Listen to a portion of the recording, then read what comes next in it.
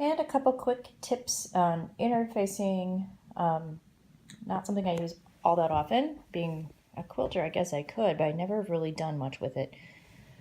This is interfacing, and although my particular product is not marked, there is a side that is smooth, and there's a side that has bumps on it. The side with the bumps is the side you want to face towards whatever you want it to stick to. If you try to press this part, it's the sticky part. It'll make a big mess. Don't make that mistake.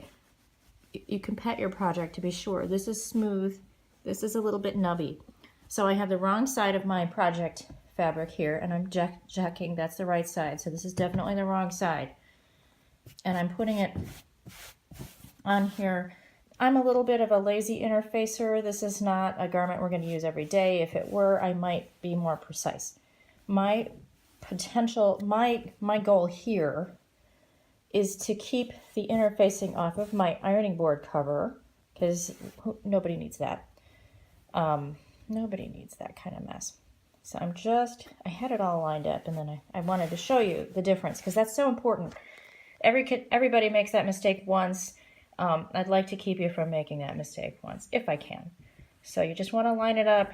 I want a nice little insulation on the edges here of blank. Yeah, that looks pretty good. So what I'm going to do, I have a light towel, just a really lightweight towel. I'm going to put on top, and I'm going to start to press and hold. So I've already got my iron hot. Well, it theoretically is hot. These things shut off so quickly these days. And I'm just going to press and hold according to the directions from my manufacturer. But I got to be honest with you, I've had better luck with more heat and more pressing than the manufacturer says. Couple little troubleshooting things for your fusible interfacing. One is, as you can see, my iron, if it's sitting down for too long, stops heating.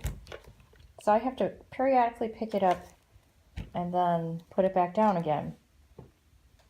I used to have an iron that did not have such a nice safety feature. I get why. If it were to fall over and I didn't notice and it was plugged in and hot, that could be a very bad thing. So I get it, but it's something to sort of keep in mind. And one more tip that I forgot to mention the first go around was it's better not to go like this with your iron, because that can shift the interfacing underneath your iron and cause it to not be in the right place. See, look, it's splashing again. It doesn't even take long. But I've made this much progress, so it's happening. You can see it's happening. I might do that edge up on the top a little bit more.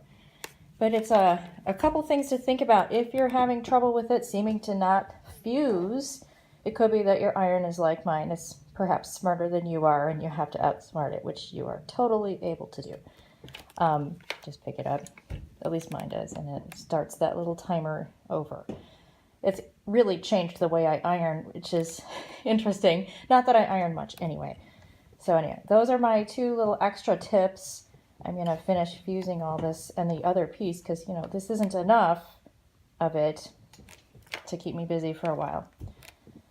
Yes, I do have it a little bit hotter than the manufacturer suggests. That is just something that has worked for me, but start low. You can always crank it up higher gradually if you find that it's just not getting to the point where that adhesive is melting and starting to stick. I'm going to move my project a little bit, put the cover on it again, because I'm getting towards the end. This is exciting. This is a long piece. So anyhow, thanks for checking in with this. Those are my two troubleshooting points, and look, it is actually fusing. Yay! So we're getting there. On to the next step.